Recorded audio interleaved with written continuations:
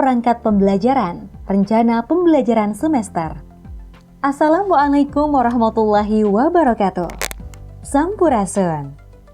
Selamat datang pada penyelenggaraan pendidikan dan latihan peningkatan keterampilan dasar teknik instruksional Pekerti yang digelar P3AI Universitas Pasundan.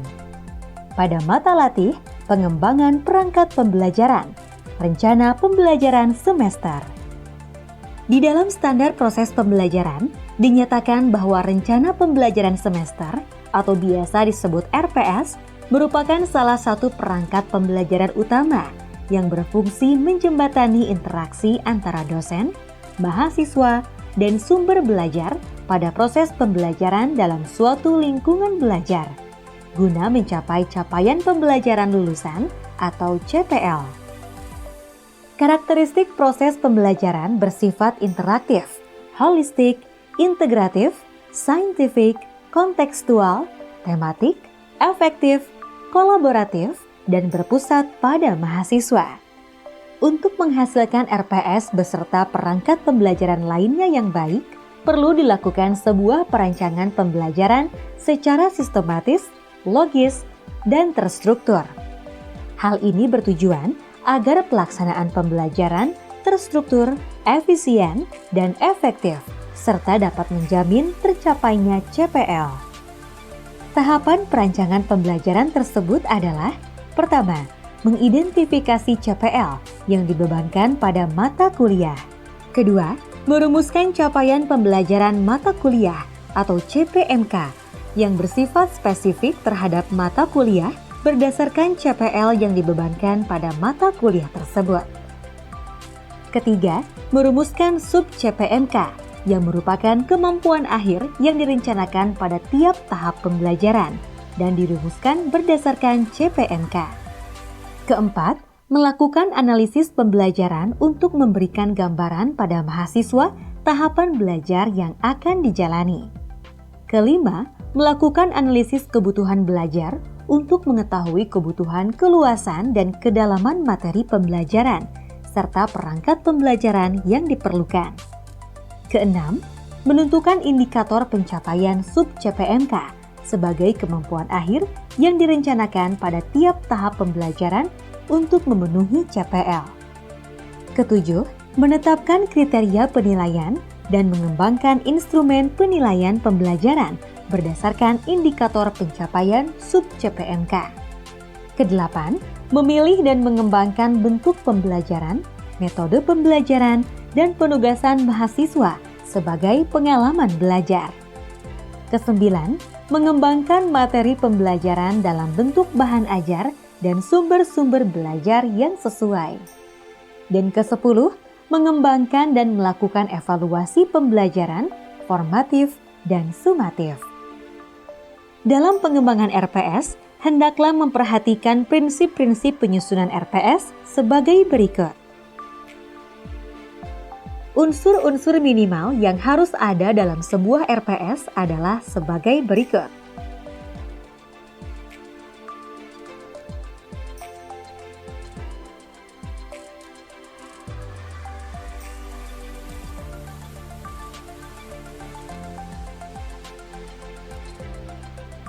Pengembangan RPS meliputi beberapa tahapan, yaitu: pertama, penjabaran CPL dalam sebuah mata kuliah. Kedua, perumusan capaian pembelajaran mata kuliah CPMK. Ketiga, perumusan sub-CPMK dan indikator ketercapaiannya. Dan keempat, penyusunan RPS dalam format standar. Capaian pembelajaran lulusan atau CPL merupakan gambaran kemampuan-kemampuan yang harus dimiliki lulusan untuk dapat memainkan perannya dalam kancah dunia kerja. CPL meliputi unsur pengetahuan, keterampilan, dan sikap yang jumlah keseluruhannya dapat mencapai lebih dari 20 butir. Untuk pencapaiannya, prodi didistribusikan CPL-CPL ini ke dalam mata kuliah. CPL yang dibebankan pada mata kuliah masih bersifat umum terhadap mata kuliah, sehingga perlu diturunkan menjadi capaian pembelajaran mata kuliah atau CPMK atau sering disebut Course Learning Outcomes yang bersifat spesifik terhadap mata kuliah. Rumusan CPMK harus mengandung unsur-unsur kemampuan dan materi pembelajaran yang dipilih dan ditetapkan tingkat kedalaman dan keluasannya sesuai dengan CPL yang dibebankan pada mata kuliah tersebut. CPMK diturunkan lagi menjadi beberapa subcapaian pembelajaran mata kuliah atau sub-CPMK, atau sering juga disebut Lesson Learning Outcomes.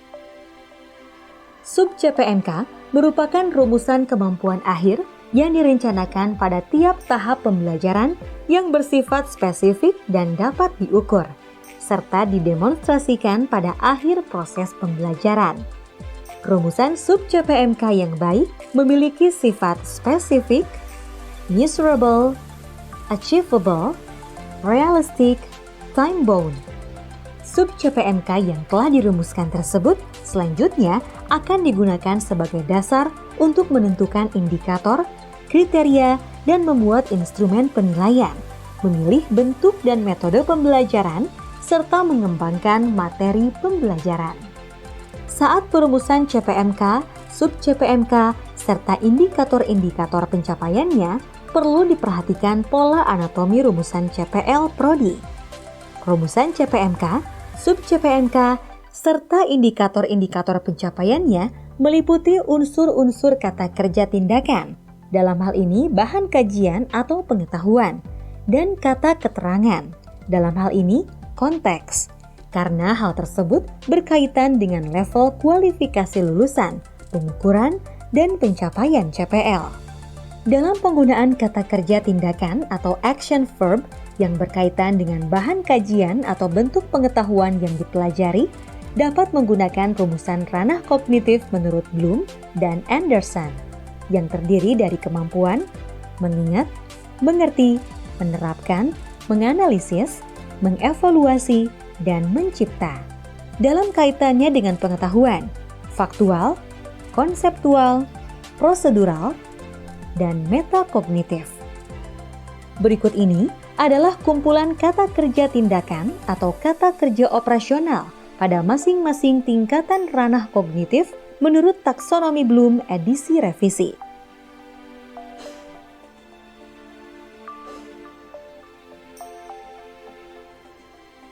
Berikut ini adalah kumpulan kata kerja operasional untuk masing-masing tingkatan ranah keterampilan atau psikomotor.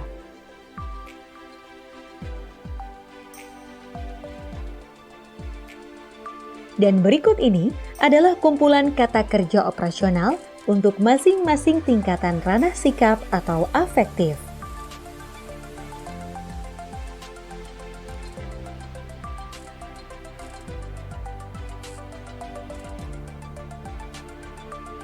Ketika menentukan bobot SKS mata kuliah, penting diperhatikan pengertian SKS berdasarkan Permendikbud nomor 3 tahun 2020.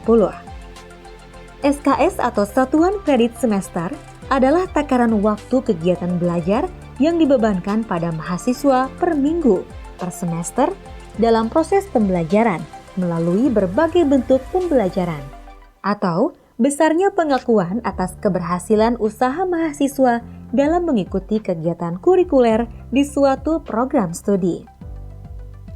Tahapan terakhir dalam pengembangan RPS adalah penyusunan RPS pada format standar. Berikut ini adalah salah satu model blanko format standar RPS. Isi seluruh kolom-kolom isian sesuai peruntukannya yang meliputi nama program studi, nama dan kode, semester, SKS mata kuliah atau modul, nama dosen pengampu, CPL yang dibebankan pada mata kuliah dan dirumuskan dalam CPMK, kemampuan akhir yang direncanakan di setiap tahapan pembelajaran, sub-CPMK, bahan kajian atau materi pembelajaran, bentuk pembelajaran dan metode pembelajaran, perhitungan SKS dan ekuivalensinya, pengalaman belajar mahasiswa dalam bentuk tugas, kriteria, indikator, dan bobot penilaian, dan daftar referensi. Selanjutnya, RPS yang telah disusun dijadikan acuan dalam proses pembelajaran. Umumnya, program studi melakukan pemantauan terhadap kesesuaian pelaksanaan pembelajaran dengan RPS yang telah disusun. Berikut ini salah satu contoh alat pemantauan pelaksanaan pembelajaran dalam bentuk berita acara perkuliahan. Demikian, Anda telah mempelajari materi pendidikan dan pelatihan pekerti pada mata latih pengembangan perangkat pembelajaran, rencana pembelajaran semester. Terima kasih atas perhatiannya. Sampai jumpa pada mata latih berikutnya. Wassalamualaikum warahmatullahi wabarakatuh.